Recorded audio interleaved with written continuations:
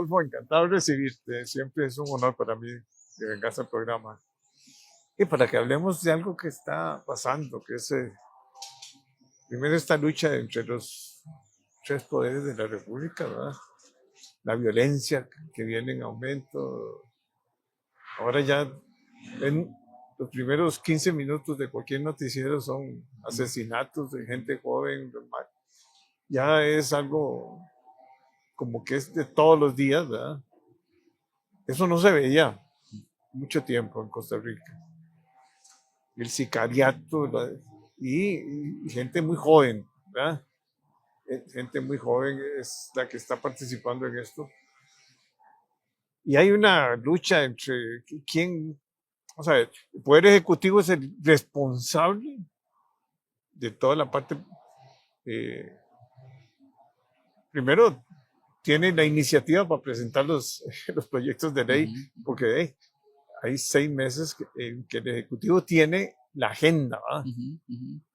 Y entonces es cuestión de, para aprobar una ley, hay que ponerse de acuerdo con prácticamente todas las fracciones legislativas, ¿verdad? Con ojalá el presidente del Tribunal de Justicia y de la Corte, perdón, y con una serie de asesores, ¿verdad? Pero es ejecutivo, legislativo y la Corte. Es muy extraño, muy raro que no vaya el ejecutivo a una convocatoria para ver qué es lo que necesita. Bueno, cambios de leyes, más presupuesto, mayor programas sociales para atacar mayor inversión en la parte de educación, mayor inversión con mayor cantidad de aportes a la OIJ. ¿verdad? No puede ser que haya que esperar que muera un subdirector de la OIJ en la zona atlántica para que como que tomemos conciencia de que la violencia está en todos los días y ya no tienen respeto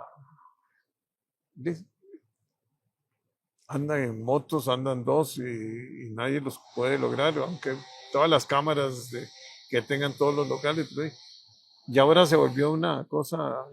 Ayer hablaban de que están haciendo armas gracias a la pero bueno, Rodolfo, usted es el experto.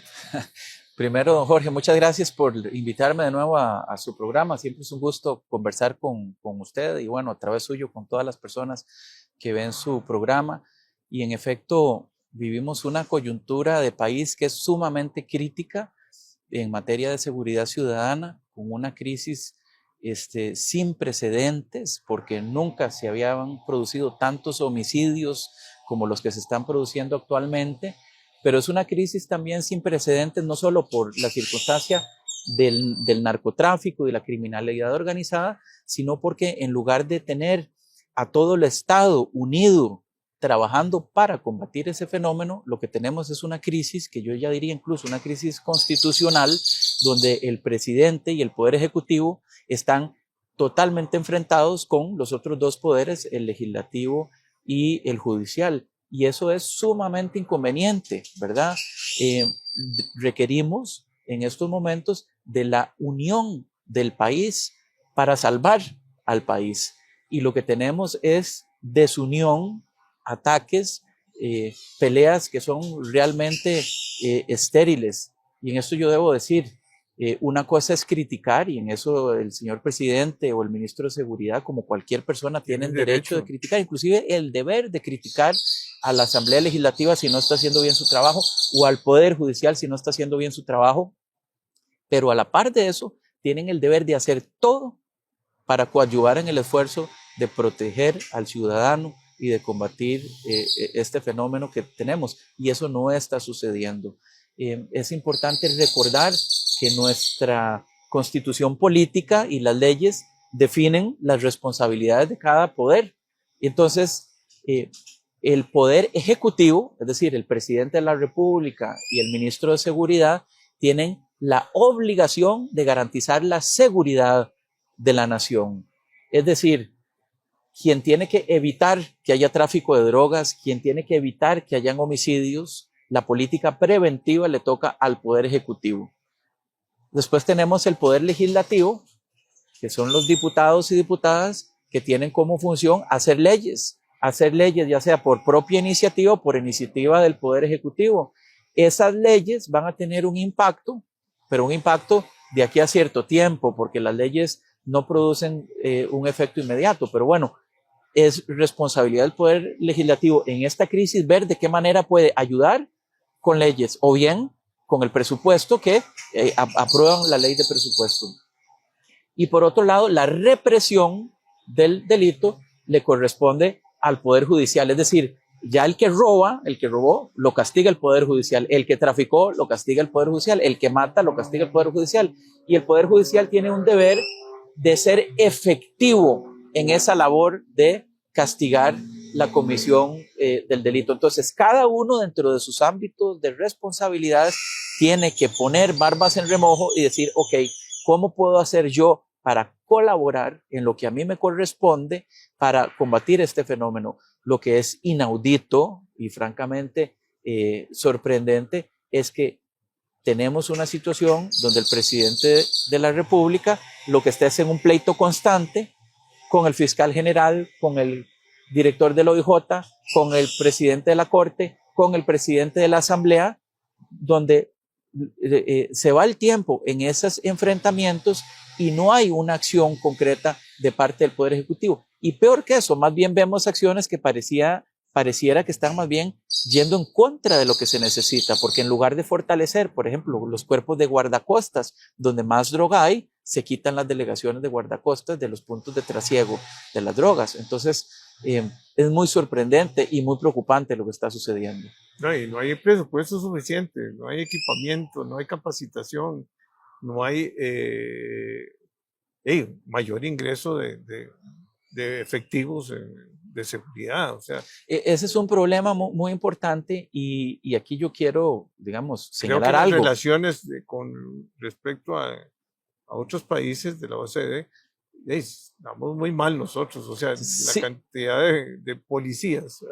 Sí, pero bueno, tenemos limitaciones presupuestarias. Ahora, dicho eso, si estamos en una crisis de seguridad sin precedentes y, por ejemplo, la Asamblea Legislativa le aprueba un presupuesto extraordinario de 9.000 millones de colones al OIJ para que contraten más personal, uno dice, ¿cómo es posible que el Poder Ejecutivo no se lo gire de inmediato ese dinero? Hay que ver de dónde conseguimos ese dinero, porque ¿a quién es recortar? Si el presidente es coherente y de verdad dice que quiere proteger a la gente, bueno, que lo demuestre con actos.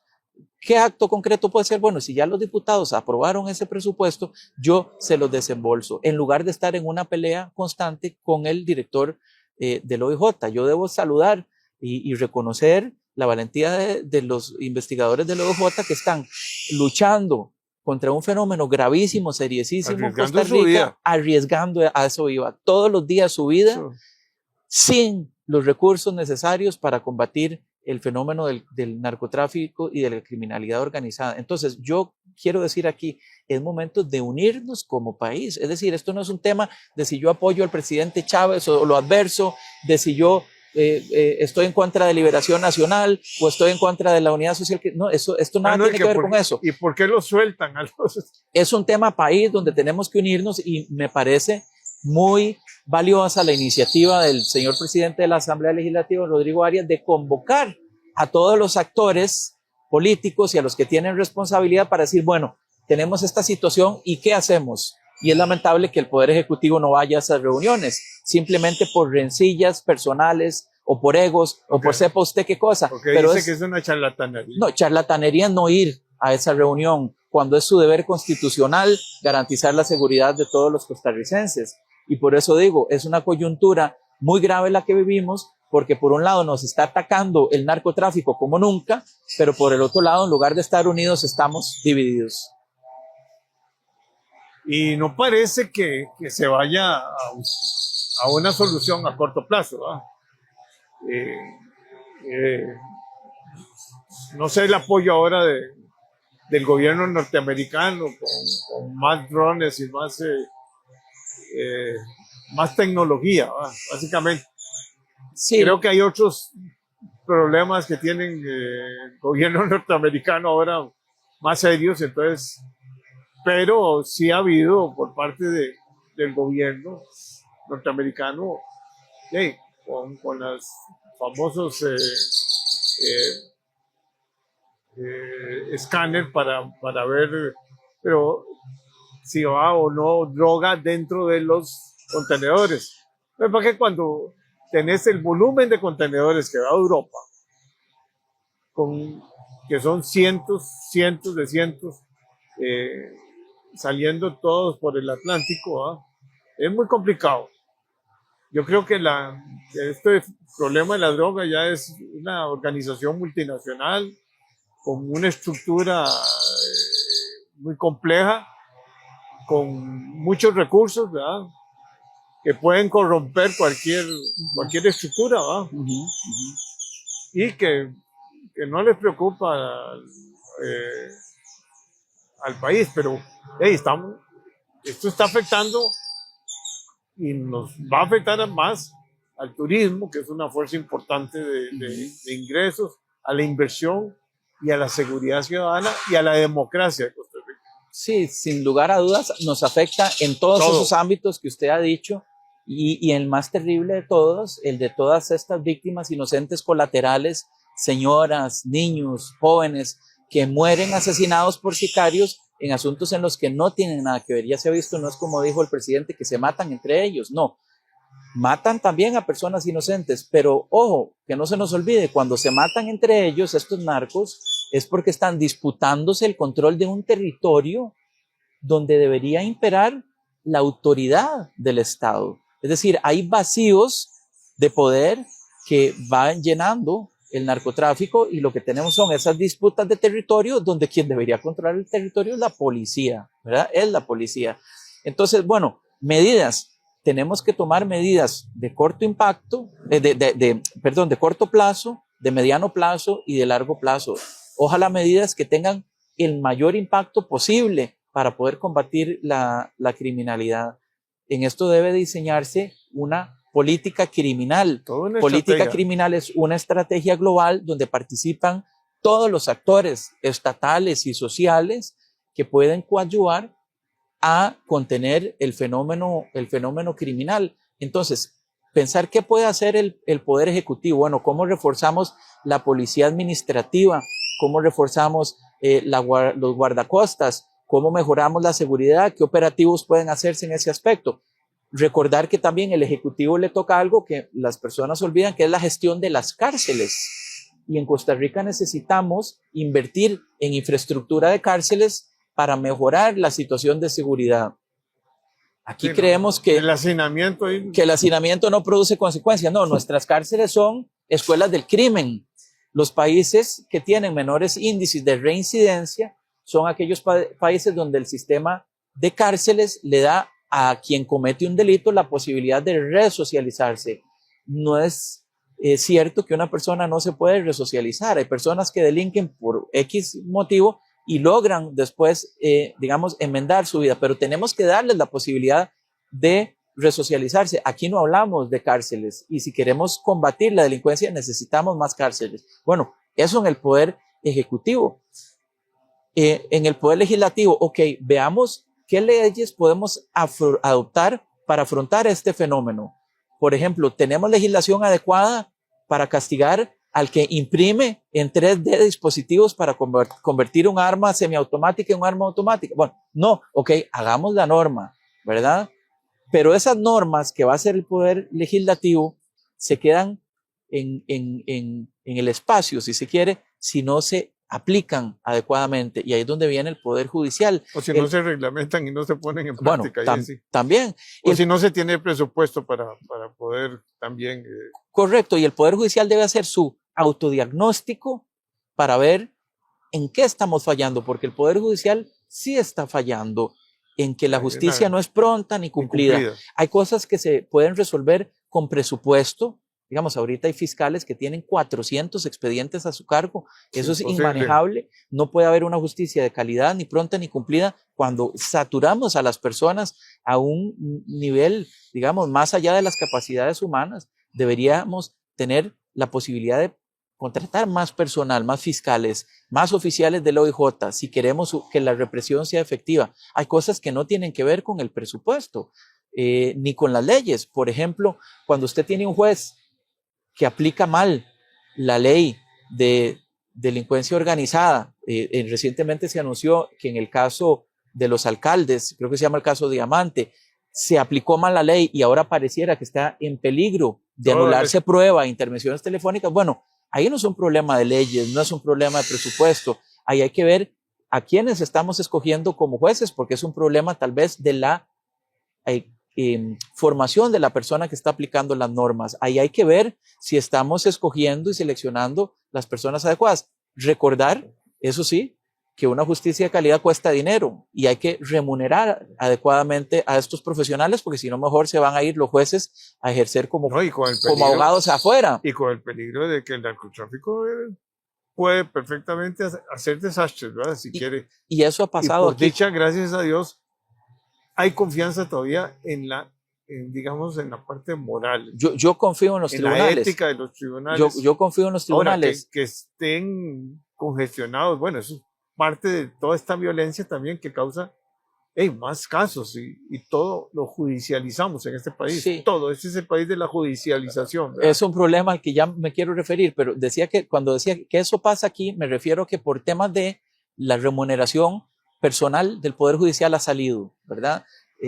Buscan mejores oportunidades afuera y eso es válido, es decir, todos tenemos derecho a aspirar a tener una mejor situación económica. Entonces, cuando el Poder Judicial no le paga a los jueces o a los fiscales o al OIJ un salario que corresponda a sus altas responsabilidades, ese personal se nos va a ir y tenemos que retener ese personal. Eso ha pasado lamentablemente por la situación crítica fiscal en que estaba el país y las reformas que se adoptaron, pero tenemos que ver de qué manera logramos también tener personal capacitado no, y con alta tecnología y con el uso de la inteligencia artificial, todos los expedientes debieran ser digitales, no ese montón de papeles que yo no sé cómo hacen los abogados. Correcto, no todos los expedientes están digitalizados y yo creo que deberían estarlo. Y que estén totalmente coordinadas las agendas y todo. En fin. Bueno, ahora yo le comentaba fuera de cámaras que algo que a mí me parece increíble y es que las agendas de los abogados litigantes no están coordinadas con el Poder Judicial. El Poder Judicial tiene un software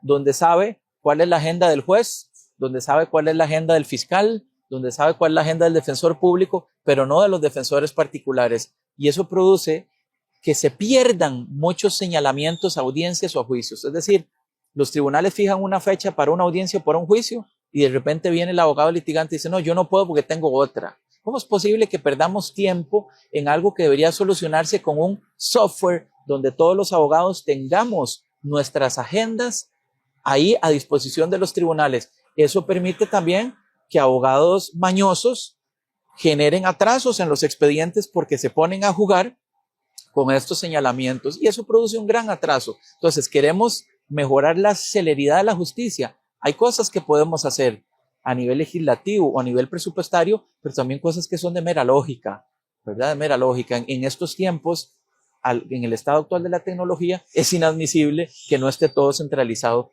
en un mismo software. No, y podría reducir costos administrativos muy altos que debe tener el tribunal, los tribunales. Y yo creo que hay que hacer una reforma importante. Lo que no se vale es estar atacando a la Corte y a los tribunales. O sea, eso se hace, me parece a mí, siempre, lo que hay que hacer es buscar un diálogo y encontrar soluciones y que los tres poderes estén alineados. No, siempre se vale la crítica. Una democracia es una crítica continua de todo, ¿verdad? Es un análisis dinámico, digamos, pero no es un enfrentamiento personal y ahora, no sé, subieron los salarios ahí de algunos asistentes, digamos, del rector de la Universidad de Costa Rica. Entonces va enfrentamiento contra... Sí, Y tiene razón, pero no hay que enfrentarlo públicamente, hay que hacerlo, mire señor, de rendimiento, de yo creo, transparencia. como usted decía, la crítica es consustancial a la democracia. Yo creo que un presidente tiene todo el derecho de criticar al poder legislativo, criticar al poder judicial, pero no debe olvidar el presidente que tiene una responsabilidad, y esa responsabilidad es de mantener la institucionalidad. Y el problema que tenemos es que el presidente es enemigo de la institucionalidad y critica la institucionalidad y la presenta como algo inconveniente, como algo malo. No, perdón, si tenemos el país que tenemos hoy es porque tenemos una institucionalidad democrática, porque la democracia funciona a través de partidos, a través de instituciones, y esa es la forma en que se estructura un Estado, con pesos, con contrapesos. Entonces, criticar sí, deslegitimar es lo que es muy peligroso. Ese es un discurso populista que es inconveniente, ¿verdad? Y que lo que nos lleva es a la erosión de la democracia. Y que no se nos olvide que si tenemos... la violencia, porque... También, pero si tenemos el país que tenemos hoy, don Jorge, es por esa institucionalidad que durante años nos ha dado lo que tenemos hoy. Entonces, si hay algo que mejorar, mejorémoslo. Si hay algo que criticar, señalémoslo. Pero sin eludir nuestras propias responsabilidades, como está haciendo el Ejecutivo en materia de seguridad, ¿verdad? Y sin socavar los fundamentos de la democracia. Sí, y yo creo que la violencia también verbal es muy peligroso, o sea, porque eso se transmite. Y si vos tratas mal a la gente y desacreditas continuamente y te vas, como decimos nosotros, de frente, muchas veces sin ninguna razón, y ya el pueblo ya está diciendo, bueno, eso es una buena práctica, seguro. Mire, la violencia genera violencia.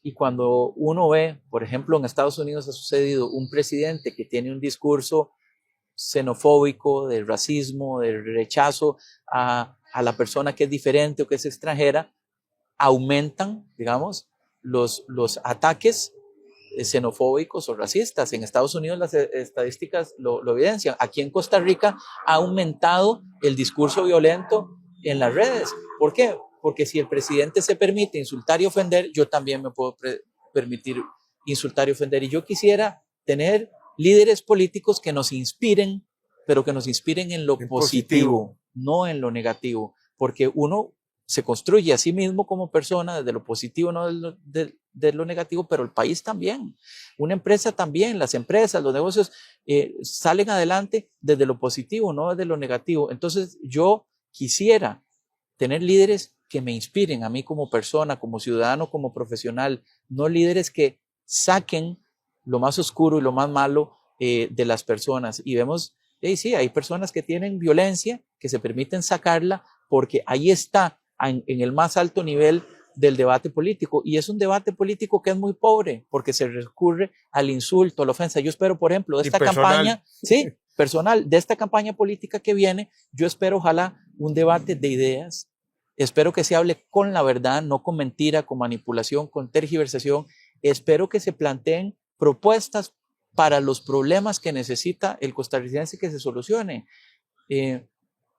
Don Rodrigo Chávez se presenta como, por ejemplo, el defensor del pueblo, pero yo pregunto, ¿es defensor del pueblo quien tiene destruida la caja? ¿Es defensor del pueblo quien ha aumentado las listas de espera? ¿Es defensor del pueblo quien no construye los hospitales? ¿Es defensor del pueblo quien tiene la educación pública en ruinas? ¿Quien quita un programa de informática para los niños que más lo necesitan y no lo sustituye por otro? ¿Es defensor del pueblo quien no invierte en infraestructura pública? ¿Es defensor del pueblo el que tiene la seguridad pública destrozada? Quiero decir, la estadística lo dice, desde el 2022 a la fecha es que se ha presentado esta crisis sin precedentes. Entonces, bueno, hablemos de los temas que requiere el país y planteemos soluciones. No puede ser posible que, por ejemplo, estemos hablando ahorita que las personas, ahí en la caja hay un informe, que ahora todo el mundo se quite el tiro, que dice que nos tenemos que pensionar a los 70 años. No, pero ¿qué estamos pensando como sociedad ante esas realidades que tenemos y esos desafíos que tenemos? Y que ya son hechos ahorita. Yo espero de la próxima campaña no cortinas de humo y que nos engañen con ataques personales, con insultos, con ofensas, sino que hablemos de la sustancia y de las cosas que de verdad necesitamos como país para salir adelante de este bache en el que nos encontramos, bache en lo educativo, bache en la salud, bache en la seguridad, bache en la obra pública. El Semanario Universidad publicó recientemente que estamos en los niveles de gasto público de inversión pública más bajos de los últimos 10 años, ni siquiera en la pandemia gastamos tan poco como ahora. Y eso no puede ser, tenemos que invertir en lo social, en las personas, ¿verdad? Soy defensor del pueblo cuando le doy igualdad de oportunidades a todas las personas. No. Bueno, Rodolfo, yo creo que has dicho cosas importantes. Yo creo que el presidente todavía tiene oportunidades para en los 8 meses, 10 meses, porque ya después es prácticamente ya no gobierna. Porque además es como normalmente se va a la segunda vuelta, ¿verdad? Antes era una sola elección, ahora son 2 elecciones, ¿verdad? Y se alarga, digamos, un poco esta situación. Pero encantado de recibirte y creo que aportas mucho con tu pensamiento a este programa, que es un programa de análisis. De nuevo, gracias a usted por invitarme, don Jorge, y gracias a todas las personas que siguen su programa por sacar el tiempo de ver esta entrevista. Gracias.